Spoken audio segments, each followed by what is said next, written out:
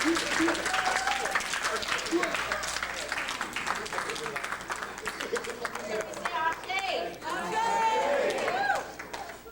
you, Kalfani and Truth, for that beautiful. That was beautiful. Welcome, everyone. Welcome. In keeping with the traditions of the ancient African ancestors, I greet you in the words of peace and love and hope that it will be returned the same. Hotel. Right. My name is Sister Keela. I'm one of the founding members of Black Family Foundation, and we are glad to bring on our 5th annual Umoja Karamu. This is new to most of the area in the community.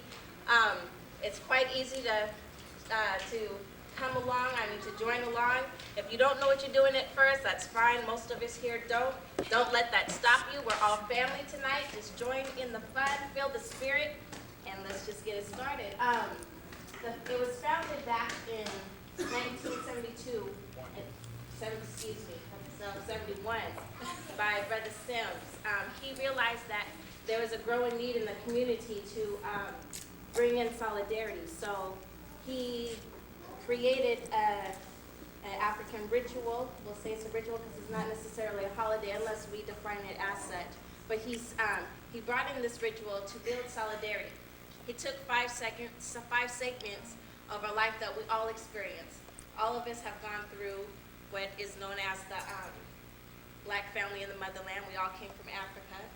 We all had to experience the slavery horror. We all had to go through the emancipation period. We had to go through the liberation struggle, and finally, we're all looking towards the same goals in the future. So he took the 5 segments and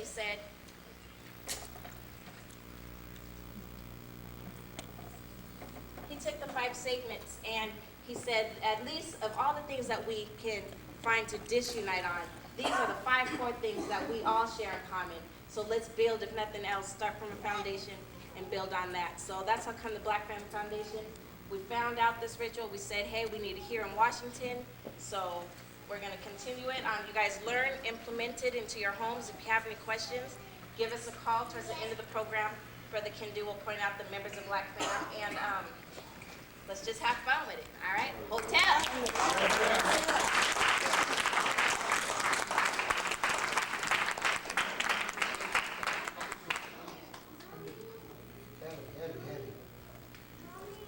Wenyeji wote weusi ipiwa saa ipo ni furaha kitu imo situo moyo utu. Welcome all you happy and wonderful Black people. What a glorious occasion. All is well and good with the soul. Wenyeji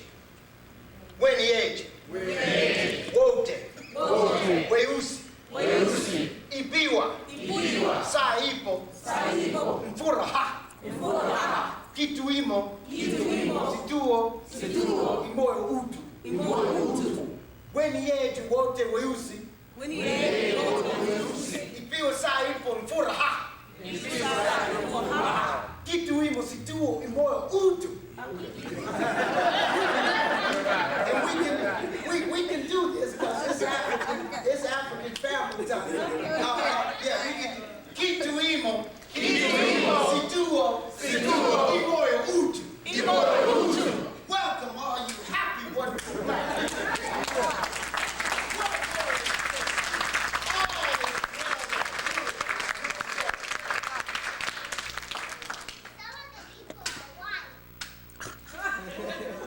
That's a good observation. She better not be talking about me. Sister spoke the truth. That's true. This, my sister, at the same time recognizing and respecting your truth, talent, which is most important. This happens to be a celebration and commemoration for the majority of the people who are here with friendly observers. Is that all right with you? All right. Let's give the sister.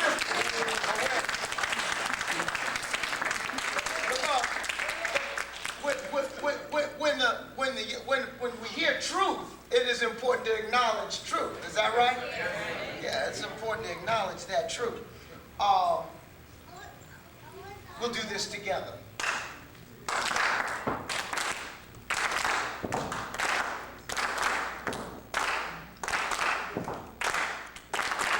Don't beat up now.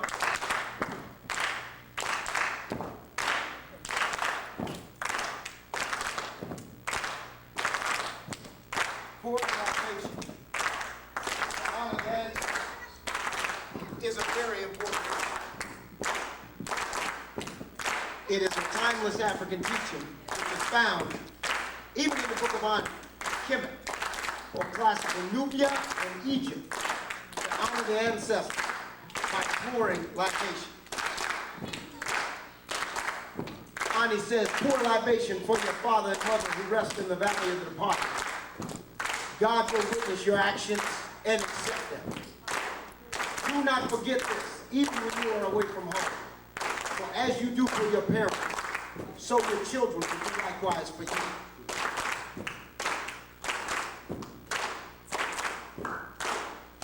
For our people everywhere, for Shaka, Samari, and Zinda, Dahia Al-Kahina, Menelek, Setewayo, Yasente, and the other organizations represented today, my association, Kimmel Temple, all the others who are stepping back on the stage of human history to define our struggle and point a trail for the future. We pour this libation.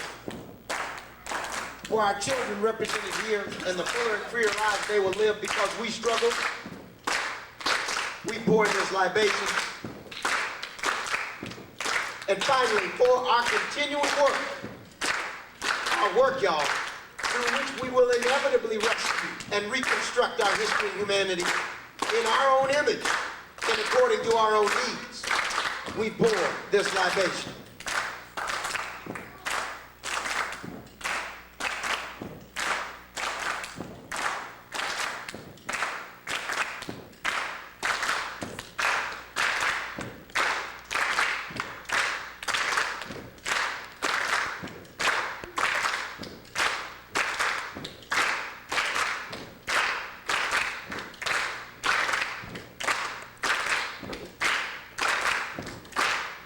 Let's say Ashe.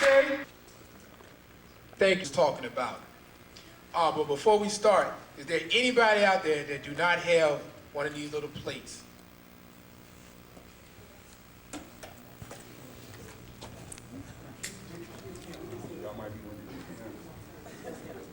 That you will partake in such a celebration called Umoja Karamu. We've been doing this here for about, actually, some of you seen the invitation said this is the 5th annual. It's a misnomer. It's actually the 6th. We started doing it in 1994. So at this time, if you all you that have been here before, normally you'll see my father, Jabari Atu, who will be here conducting the ritual. But no fear, because we got a great woman stepping up to bat to the plate. I'd like to bring up my mother, Sana Thomas.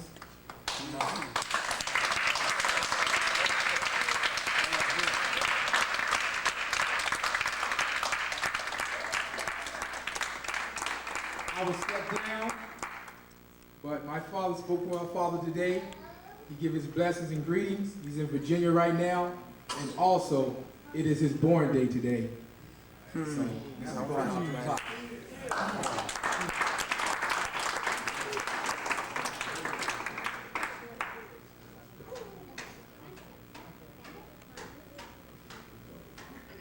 With Sister Dr. Joy Hardiman, step up. Back there for me.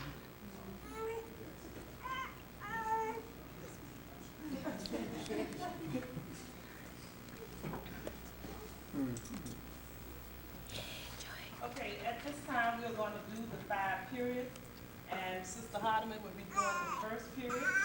And as she's doing the narrative on the first period, we will be passing out the ceremonial food. So, Sister Hardiman. All right, and the Ankh is a beautiful symbol of our ancestral past, our present, and our future, because the circle represents the womb, the mother of us all. The staff represents the male principle, that which is secure enough to support the creativity of the womb. The right side represents the ancestors, the left side represents the children. So within this symbol, we see not only the symbol of African life, but of family, all right? Because the family was a crucial part, in fact, was the essential part of our past. Because we were not a people of ego, but we were a people of we-go. We did not get together because of some romantic love that was written down in a dime store novel or flashed on the Playboy channel. We got together because we came together as male and as female for the benefit of the community. Not for the benefit of the individual, but so that our communities could live and grow. And that was the purpose of the African family. It was the purpose of the African family that we did not separate our children and lock them away at some little private school or in some little corner only to be seeing them on the hour that we have marked quality time in our calendar. It also symbolizes that we did not take our elders and cast them aside, but in fact incorporated them so that we could listen to their wisdom.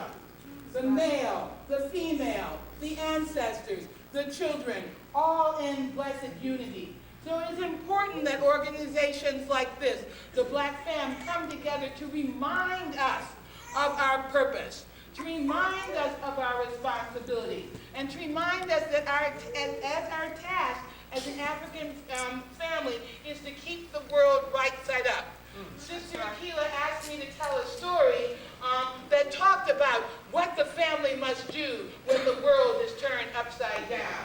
And so, I will tell a story which comes from the 12th dynasty of ancient Kemet, sometimes known as Egypt, but from the 12th dynasty, and the story is called The Blinding of Truth by Falsehood.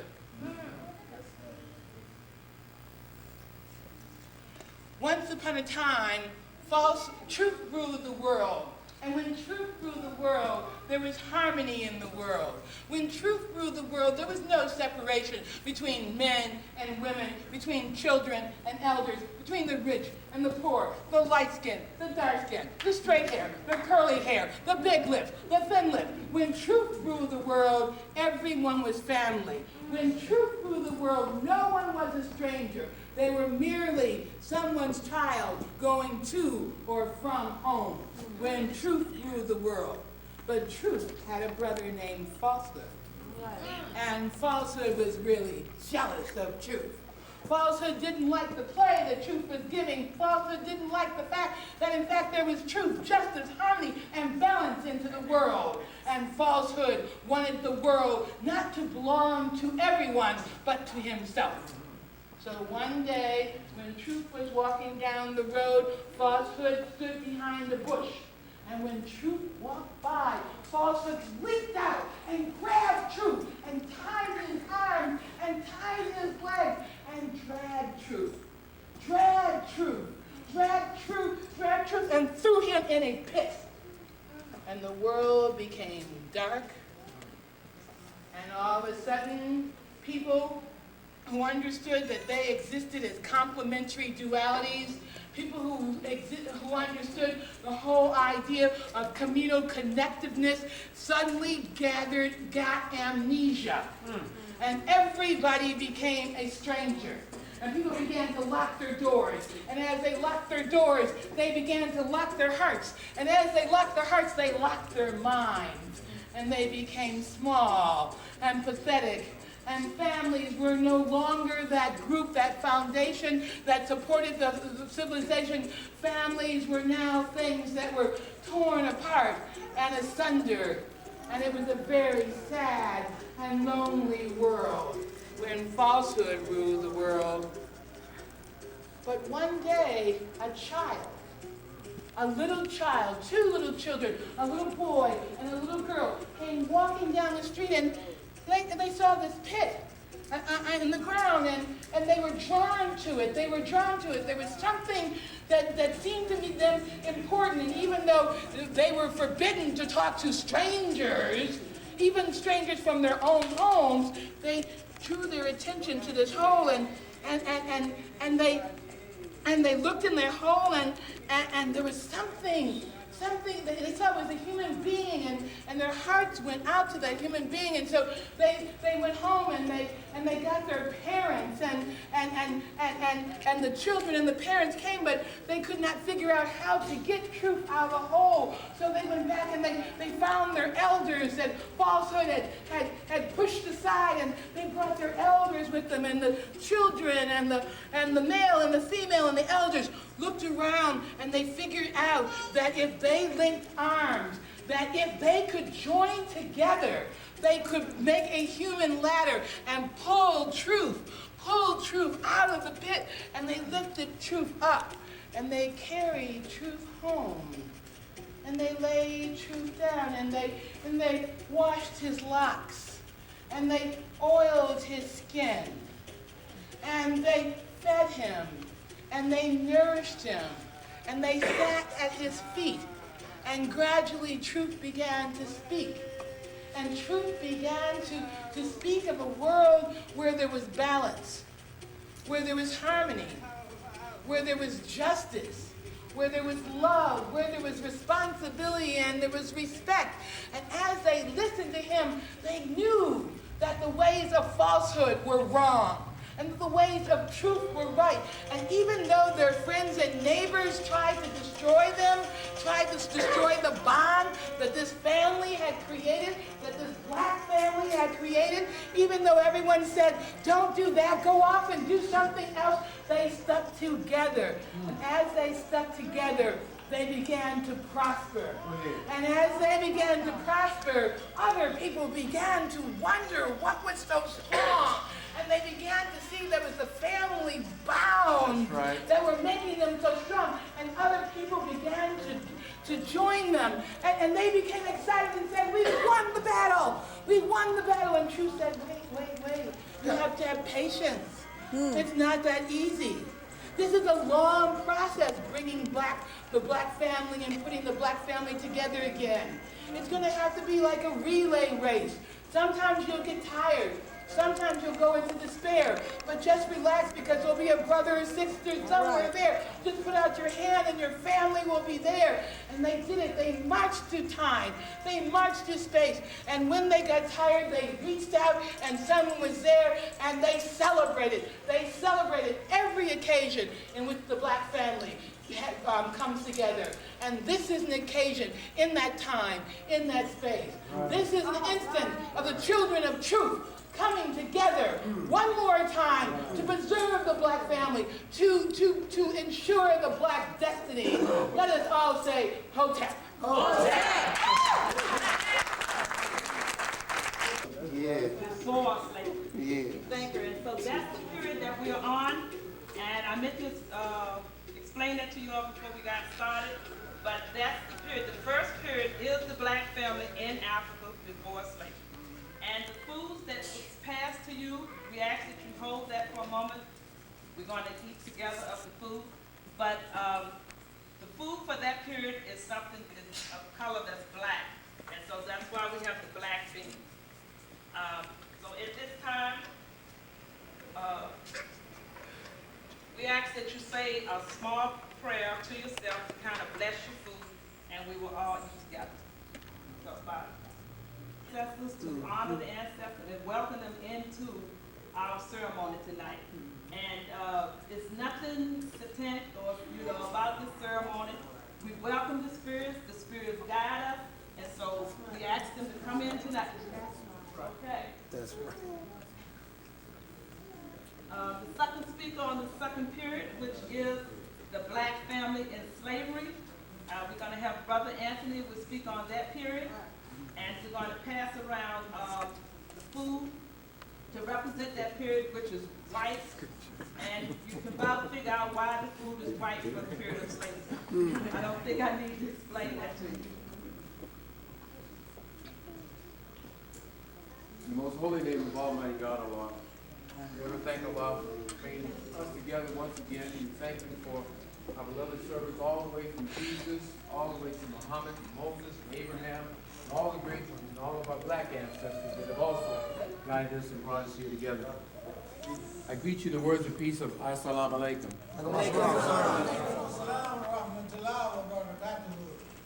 Allahu Akbar.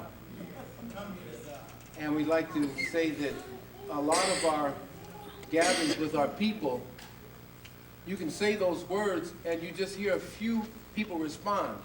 And it's really a heartfelt thanks that I thank you all for knowing your original tongue and your original greeting, because Assalamu alaikum means peace be unto you.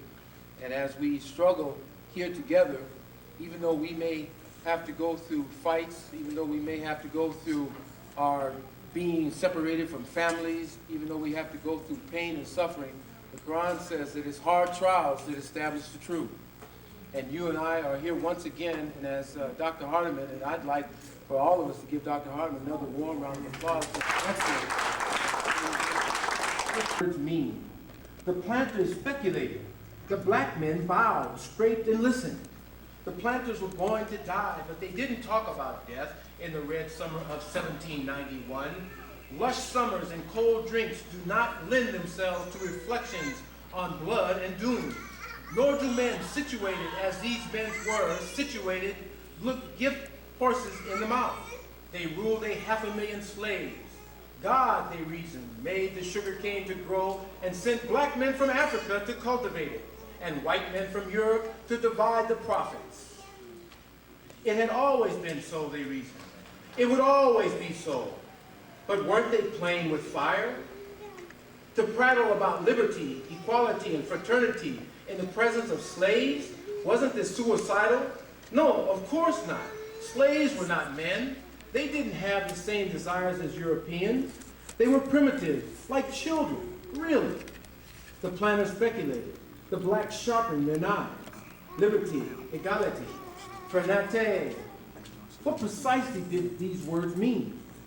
All summer long, the tom-toms talked in the hills. If a visitor remarked on the rumbling, the planters had a ready answer. The servants were worshiping their tribal gods. They were a superstitious people, like children, really. The boom, boom, boom continued, summoning slave leaders to secret meetings in the hills. On August 14th, the men moved noiselessly through the night, responding to the insistent telegraphing of the tom-toms. They came from many plantations.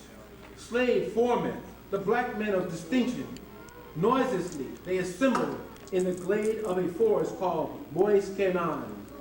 They sat in a great half circle, facing the fire, behind which magnified the flames, stood a tall man who leaned on the improvised altar.